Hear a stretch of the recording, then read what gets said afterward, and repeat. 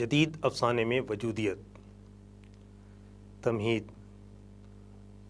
عصر حاضر میں یورپی افکار اور نظریات کو جدید رجحانات کا موقف حاصل ہوا، جبکہ مشرقی افکار اور روایات کو بے وقت کی راگنی تصور کیا جانے لگا۔ چنانچہ شعری اور نثری ادب میں یورپی افکار اور یورپ کے فلسفیوں کے نظریات کو پیش کرنے کا شعور پیدا ہوا۔ ایسے ہی ایک اہم نظریہ کی حیثیت وجودیت یورپ میں فروغ پانے کے بعد اردو کی افسانوی نثر میں جگہ بنائی۔ یورپ کی سرزمین میں کارل مارکس کے نظریہ کی وجہ سے اشتراکیت کی تحریک شروع ہوئی، جس کے ذریعے انسان کی انفرادیت کے بجائے اجتماعیت کو اہمیت دی جانے لگی۔ اشتراکی فلسفہ کی مخالفت میں امریکی فلسفی کیرکیگارڈ نے ایک اہم نظریہ کی بنیاد رکھی۔ اس نظریہ میں انسان کے وجود کو تسلیم کرنے پر زور دیا گیا تھا، جسے نظریہ وجودیت کا نام دیا گیا۔ اس نظریہ وجودیت کو کارل جاسیرز اور مارٹن نے تقویت دی۔ وجودیت کے نظریہ کو عروج اس وقت حاصل ہوا جب ژاں پال سارتر نے اس نظریہ کی اہمیت کو محسوس کیا۔ سارتر نہ صرف خود فلسفی تھا بلکہ ادیب بھی، اس لیے اس نے اپنے ناولوں اور افسانوں میں اس نظریہ کو پروان چڑھایا، جس کی وجہ سے وجودیت کے نظریہ کو ایک تحریک کا موقف حاصل ہو گیا۔ امریکی فلسفیوں اور اشتراکیت کی اجتماعی زندگی سے دوری اختیار کرنے والے ادیبوں اور شاعروں نے اپنی تحریروں میں وجودیت کو شامل کر کے انسان کی انفرادیت اور اس کی جبلی صلاحیتوں کو نمائندگی دی اور ادب میں وجودیت کے نظریہ کو شامل کر لیا۔ اس کا نتیجہ یہ رہا کہ اردو کے بیشتر ناول نگار اور افسانہ نگار انہوں نے اپنی تحریروں میں وجودیت کے فلسفے کو شامل کر کے فرد کے وجود اور اس کی صلاحیتوں کی مؤثر نمائندگی پر توجہ دی۔ اس طرح افسانوں اور افسانوی نثر میں وجودیت کا آغاز ہوا۔ اردو افسانہ میں بھی وجودیت داخلی و خارجی خصوصیات کے پس منظر میں ترقی کرتی نظر آتی ہے۔ اس اکائی میں وجودیت کی تفصیلات اور وجودی فلسفہ کے علاوہ اردو نثر پر اس کے اثرات کا جائزہ لیا جائے گا۔ مقصد: اس سبق کا مقصد آپ کو وجودیت سے متعارف کرانا، اس کے محرکات اور اس کی فلسفیانہ بنیاد کی واقفیت کرانا اور اردو افسانے پر اس کے مثبت و منفی اثرات کی نشاندہی کرنا ہے۔ اس سبق کے بعد آپ اس لائق ہو جائیں گے کہ یہ جان سکیں کہ وجودیت کیا ہے اور اس کے محرکات کیا ہیں، وجودیت کی فلسفیانہ اساس کیا ہے، اردو افسانے پر اس کے کیا مثبت و منفی اثرات مرتب ہوئے ہیں، اور افسانوی ادب میں وجودیت کے کیا امکانات ہیں اور اس کا کیا مستقبل ہے۔ وجودیت کا تعارف۔ تاریخی پس منظر میں یہ ثبوت ملتا ہے کہ یورپ میں جنگ عظیم کے بعد ایک تحریک کی حیثیت سے فروغ پانے والا رویہ وجودیت کا رہا۔ یہ ایک ایسا فلسفیانہ رویہ ہے جس میں یہ وضاحت کی جاتی ہے کہ خودی کیا ہے اور خودی کے توسط سے کن کاموں کے انجام دہی ممکن ہے۔ وجودیت کا فلسفہ ہر شخص سے اس کے فیصلوں اور مقاصد کے علاوہ اس کے وجود کی نوعیت کے بارے میں سوال کرتا ہے۔ اس طرح وجودیت کے فلسفہ کے ذریعے فرد کی آزادی اور فرد کی سماجی زندگی کے علاوہ اس کے تمام معاملات، چاہے وہ مذہبی، سیاسی، معاشرتی اور جنسی مسائل سے تعلق کیوں نہ رکھتے ہوں، ان سے متعلق گفتگو کرنا اور انہیں تخلیقی حیثیت میں شامل کرنے کی کوشش وجودیت کہلاتی ہے۔ کیرکیگارڈ نے وجودیت کو خود آگہی کی تحریک کا درجہ دیا، جس کے ذریعے الفاظ کے ذخیرہ کو بڑھانے کی خاطر بہت سی نئی اصطلاحات کی وضاحت کی گئی۔ یہ ایک ایسا دور تھا جب کہ روس میں دوستویفسکی اپنی پریشانیوں اور آزادی کی خواہش کو اپنی ناولوں میں پیش کر رہا تھا، جبکہ جرمنی کا شاعر نیتشے عوام میں پیدا ہونے والے گھٹیا پن اور رواج پرستی کے خلاف پرجوش طوفان برپا کرنے کی کوشش کر رہا تھا۔ غرض روایتی خصوصیات کے خلاف بغاوت کا یہ سیلاب پہلی جنگ عظیم کے بعد یورپ اور پھر دوسری جنگ عظیم کے بعد ساری مغربی دنیا میں پھیل گیا۔ وجودیت کی خوبی یہی ہے کہ وہ زندگی کو نامعقولیت پر پوری نظر رکھتی ہے اور انسان کو اپنی مرضی کے مطابق زندگی گزارنے کی راہ نکال لیتی ہے۔ وجودیت کے ذریعہ یہ ثابت کیا جاتا ہے کہ تسلیم شدہ حقیقت اہم سچائی نہیں ہے جس سے ہر انسان متفق ہو جائے، بلکہ ذاتی سچائی اصل چیز ہے، اور اس ذاتی سچائی کا اعتراف انسان کی خود انجام دیتی ہے۔ وجودیت کے ذریعے یہ بات ثابت کی گئی کہ ہر فرد اپنے عمل کے معاملہ میں کشمکش کرتے ہوئے زندگی گزارتا ہے۔ اس کی کشمکش در حقیقت ذات کے انکشاف کے لیے ہوتی ہے۔ اس طرح وجودی فلسفہ نے تاریخی پس منظر میں ایک نئے انداز کی نشاندہی کی، جس کے تحت انسان کو خود پر بھروسہ کرتے ہوئے حقیقی سچائی پر عمل کرنے اور اپنی ذات کے انکشاف کے لیے جدوجہد کرنے کی ترغیب دی گئی۔ غرض وجودیت ایک ایسا فلسفہ ہے جس میں واقعیت و اصلیت کو حاصل کرنے کی کوشش کی جاتی ہے، اور یہ واقعیت و اصلیت ہر آدمی سے مطالبہ کرتی ہے کہ وہ اپنے آپ کو ڈھونڈ نکالے اور دنیا کا سامنا کرتے ہوئے اپنے انجام کے لیے خود کو تیار رکھے۔ وجودیت پسند طبقہ میں اس تحریک کے دو دھارے نمایاں ہوئے۔ ان دو دھاروں میں ایک نظریہ مذہبی تھا اور دوسرا نظریہ ملحدانہ یعنی دہریت کی طرف لے جاتا ہے۔ وجودیت کے ماننے والے مذہبی نظریہ کے حامی تحریک کے لوگوں نے خدا کو ہی ہر تخلیق کا سرچشمہ مانا اور یہ حقیقت واضح کی کہ انسان کو جتنے احساسات اور کیفیات سے گزرنا پڑتا ہے وہ بھی خدا کی طرف سے ہی انجام پاتے ہیں۔ وجودیت کا دوسرا دھارا ملحدانہ یا دہریت سے متعلق رہا۔ چنانچہ وجودیت پسند دہریوں کا یہ ایقان ہے کہ خدا مر چکا ہے اور کلیسا خدا کے مقبرہ ہے، جس کے ذریعے خدا کے وجود کا انکار اور اس کی ذات سے دنیا کے کام بننے کی نفی کی گئی، جبکہ مذہب سے لگاؤ رکھنے والے وجودیت پسند افراد نے زندگی کے عظیم فلسفہ کو بائبل سے مربوط کیا اور یہ حقیقت واضح کی کہ دنیا اور آخرت میں جو کچھ حاصل ہوتا ہے اس کی اصل مقدس انجیل کی تعلیمات پر عمل کرنے سے ممکن ہے۔ وجودیت کے فلسفہ کو شہرت دینے والے اہم مصنفین میں ژاں پال سارتر اور البرٹ کامو کو اس لیے شہرت حاصل ہوئی کہ ان دونوں ادیبوں نے شخصی دوستی اور عوامی روابط کے پس منظر میں وجودیت اور اس کے فلسفہ کی مکمل حمایت کی، بلکہ یہ کہا جائے تو بیجا نہ ہوگا کہ سارتر کی وجہ سے ہی وجودیت کے فلسفہ کو شہرت حاصل ہوئی۔ وجودیت پسندوں نے جس قسم کے ادب کی تخلیق کی، اس ادب کی خصوصیت یہی ہے کہ وجودیت سے وابستہ تخلیقات میں ارادی طور پر بے ترتیبی اور بے لگامی کو کام میں لایا جاتا ہے۔ وجودیت کے علمبردار اپنے خیالات اور نظریات کو واضح طور پر پیش کرنے کی بجائے مبہم انداز میں پیش کرنے کو ترجیح دیتے ہیں۔ وجودیت پسند ادیبوں کا نظریہ یہ ہے کہ وہ قارئین کو بے ترتیبی میں الجھا دیں تاکہ وہ کوئی نتیجہ اخذ کرنے کی بجائے اپنے طور پر کسی بات کی تہ تک پہنچ سکے جسے وہ بیان کرنا چاہتے ہیں۔ وجودیت کے محرکات۔ 20ویں صدی کے آغاز میں کارل مارکس نے اپنے سیاسی نظریات کے ذریعے تمام قوموں کو اشتراکیت سے وابستہ کر کے قومی فلسفہ کی بنیاد رکھی، جس کے تحت دولت کی مساویانہ تقسیم اور کردار و عمل کے معاملہ میں انسان کی انفرادیت کو سلب کر کے اقدار کی اہمیت کو نمایاں کیا گیا۔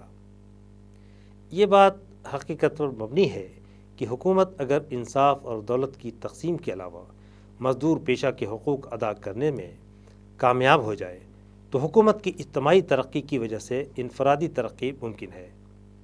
یہ ایسے خیالات تھے جن کو بنیاد بنا کر اشتراکی نظام منظم ہوا اور روس کے علاوہ دیگر کئی ممالک میں تیز رفتاری کے ساتھ بادشاہت اور جمہوریت کے مقابلے میں اشتراکی حکومتوں کو ترجیح دی گئی۔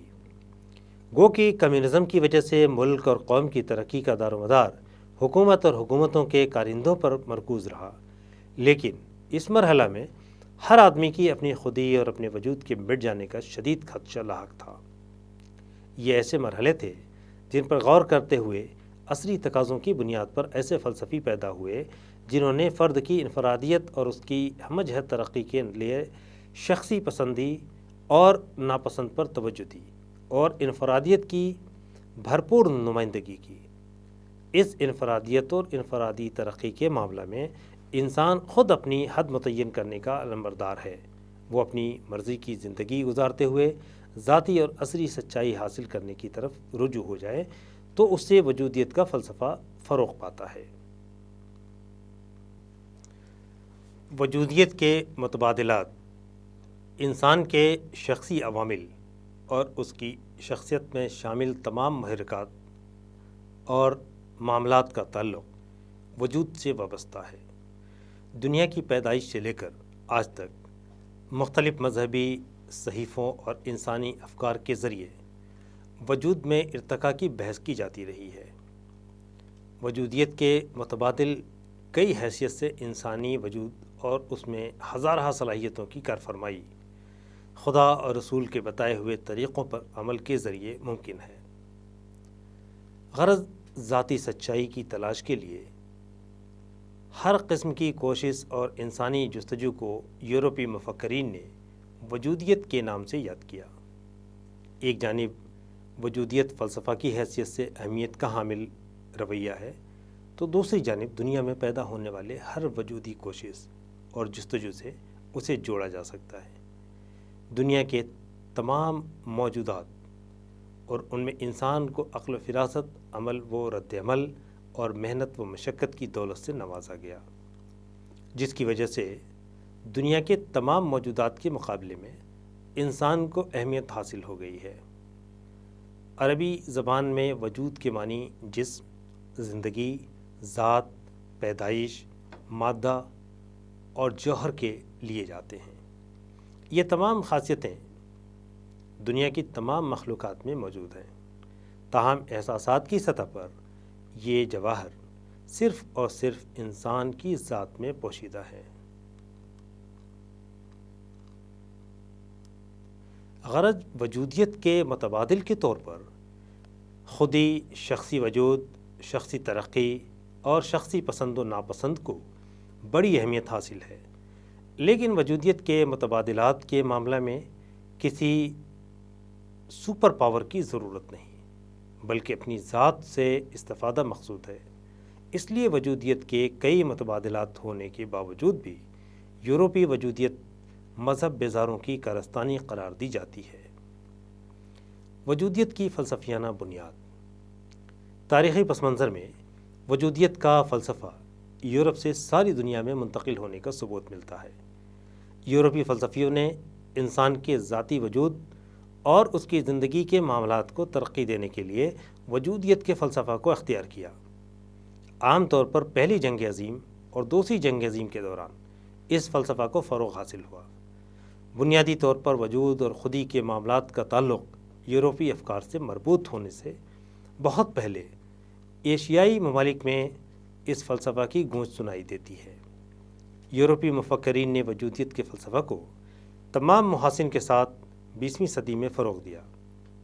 اسلامی دنیا میں ایران کی سرزمین سے تعلق رکھنے والا ایک صوفی بزرگ مولانا رومی نے انا کے مقابل خودی کے فلسفہ کے ذریعے انسانی وجود اور اس کی شخصی خصوصیات کو خدا کی ذات سے وابستہ کرنے کی حقیقت کی نمائندگی کی تھی اور بتایا تھا کہ انسان کا وجود مکمل طور پر خدا کی ذات سے وابستہ ہے اور انسان جس قدر آزاد ہے اسی قدر خدائی احکامات کی تعمیل کرنے پر مجبور ہے۔ جبکہ اسلامی خودی کی بنیاد مذہب پرستی اور خدا پرستی کے علاوہ احکام خداوندی کی پابندی میں مضمر ہے۔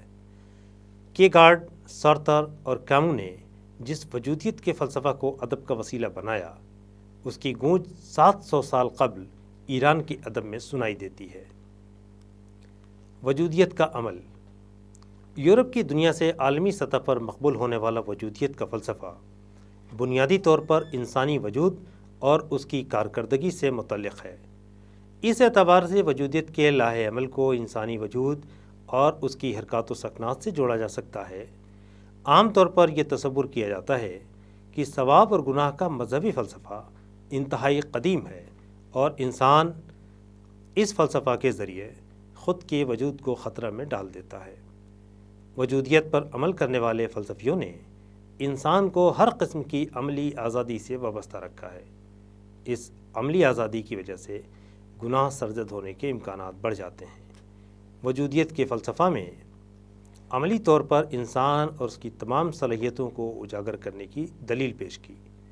اس دوران وجودیت کے فلسفہ میں جائز اور ناجائز کے علاوہ دنیا کے تمام مذاہب کے اخلاقی اور تہذیبی اختیار کو بھی نظر انداز کر دیا گیا۔ وجودیت کا عمل یورپی دنیا سے ساری دنیا میں پھیلا، لیکن اس تصور میں خدا کے وجود اور اس کے فیصلوں کو نظر انداز کیا گیا، جس کی وجہ سے یورپی وجودیت کا عمل مذہب پرستوں کے لیے ناقابل قبول ہے۔ تاہم وجودیت اختیار کرنے والے گروہ میں مذہب پرست بھی موجود ہیں جو خدا کے وجود کا اقرار کرتے ہیں، اور اس لیے وجودیت کے نظریہ کو صرف انسانی وجود کے لیے پیش کرنا مناسب نہیں، بلکہ اس کے ساتھ خدا کے وجود کا خوف بھی انسان کی شخصیت کا وسیلہ بن جائے تو ایسی وجودیت کارآمد وجودیت قرار دی جائے گی، ورنہ ہر قسم کے خوف سے بے نیاز انسان نہ صرف حیوانیت کی طرف راغب ہو سکتا ہے بلکہ انسانوں کے لیے خونخوار جانور کی طرح نقصان پہنچانے کا ذریعہ بھی بن سکتا ہے۔ وجودیت کا افسانوی نثر پر اطلاق۔ 1960 کے بعد اردو میں لکھے جانے والے بیشتر افسانہ اور ناول نگار بھی، بلکہ ڈراموں اور ناول نگاروں نے وجودیت کے اثرات کو تخلیقی انداز سے پیش کیا۔ خدا بیزاری، سماجی اصولوں کے بجائے عقل کی برتری، معاشرت کے قدیم اصولوں کی تردید اور نئے اقدامات کو ترجیح دیتے ہوئے ناول، افسانے، ڈرامے اور ناولٹ لکھے گئے۔ ان تمام تصنیفی اصناف میں وجودیت کے استعمال کے بے شمار مواقع فراہم ہو گئے۔ عصری دنیا میں مادیت کے بڑھتے ہوئے رجحانات اور روحانیت کے زوال پذیر اثرات کی وجہ سے وجودیت کو فروغ پانے کا موقع فراہم ہو گیا۔ عام طور پر دنیاوی معاملات میں ناکامی کے بعد خدا بیزاری اور مذہبی اصولوں سے بے نیازی کا رجحان عام ہونے لگتا ہے۔ انسان کی فطرت کا خاصہ ہے کہ وہ دنیا کے فائدے اور اپنی شخصیت کی عروج پر خصوصی توجہ دیتا ہے۔ جدید افسانہ میں وجودی فلسفہ۔ اردو نثر میں افسانے کے آغاز کے بعد طویل عرصہ تک ترقی پسند تخلیق کاروں نے افسانوی ادب کو اپنے قبضہ میں رکھا۔ روایتی افسانہ بھی لکھے جاتے رہے، لیکن روایتی افسانہ سے زیادہ ترقی پسند افسانہ میں اشتراکیت، حقیقت اور علامت کی نشاندہی ہوتی رہی۔ 1960 کے بعد عالمی سطح پر ادبیات میں تبدیلی کا رجحان پروان چڑھنے لگا، جس کے نتیجہ میں ادب سے آگاہی رکھنے والے پڑھے لکھے طبقہ نے مغربی افکار سے بھرپور استفادہ کی صورت نکال لی۔ یہ وہ دور تھا جب کہ ساری دنیا میں روس کے انقلاب اور اشتراکیت کے بڑھتے ہوئے رجحانات نے مذہبی، روحانی اور خاص طور پر اخلاقی و تہذیبی رجحانات کو پس پش ڈالنے کا حربہ استعمال کیا تھا۔ دنیا میں انسان خود کی خوشحالی اور جینے کے سامان فراہم کر رہا تھا۔ اس سے قبل دنیا میں زندگی گزارنے کا انسانی مقصد دوسرے انسانوں کی مدد کرنا رہا۔ اس بدلتے ہوئے رجحان کا نتیجہ یہ ہوا کہ اردو افسانہ میں بھی خدا بیزاری اور مذہب بیزاری کے علاوہ دنیا داری اور دنیا کے کاروبار سے رغبت عام ہونے لگی۔ دین اور دینی اصولوں پر کاربند افراد بھی تشکیک کا شکار ہونے لگے۔ مذہب کی گرفت سماج پر کمزور پڑ گئی۔ کئی بیجا رسومات کے خلاف آوازیں بلند ہونے لگیں۔ اس کے علاوہ سیاسی اور مذہبی استحصال کی بے شمار مثالیں بھی منظر عام پر آنے لگیں، جس کے نتیجہ میں دنیا میں زندگی گزارنے والے انسان کے ذہن میں یہ شک پیدا ہونے لگا کہ ساری دنیا کے کاروبار کا ذمہ دار اگر خدا ہے تو پھر استحصالی قوتوں اور مذہب بیزار افکار سے وابستہ افراد کی کامیابی کی وجوہات پر بہرحال غور کیا جانا چاہیے۔ یہ ایسا سوال تھا جو ہر انسان کے ذہن میں بے چینی کی کیفیت پیدا کر رہا تھا، جس کا نتیجہ یہ ہوا کہ انسان نے یہ محسوس کیا کہ مادی زندگی کو ہی طاقتور بنانا ضروری ہے۔ مادیت کے حصول کے لیے جدوجہد کرنا ہی انسان کا اولین فریضہ ہے۔ اس نظریہ کے عام ہونے کی وجہ سے اردو افسانے میں وجودی فلسفہ کی پذیرائی عام ہونے لگی۔